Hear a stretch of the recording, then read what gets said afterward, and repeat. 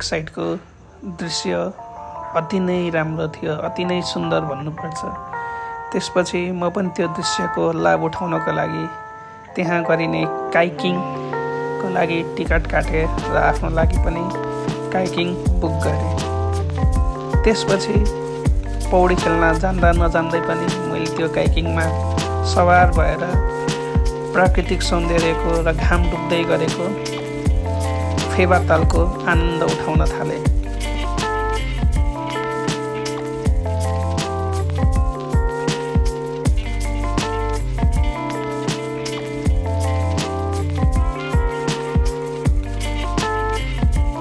काइकिङ गर्दै गरेको पनि लगभग 1 घन्टा बित्न लागिसकेको थियो र त्यसपछि मैले त्यो काइकिङलाई त्यहीँनेरि गुड बाई भनेर म लेक साइडको रातिको दृश्य हेर्नुतिर लागेँ।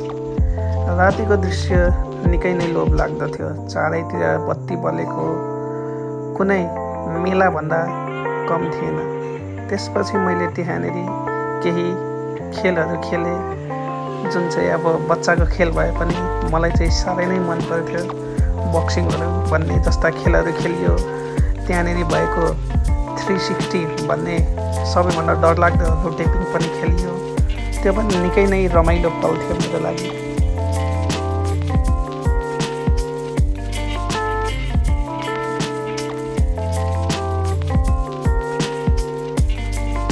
र अन्त्यमा त्यो रात मैले त्यही पोखरामा भएको क्याटवक भन्ने क्लबमा बिताएँ।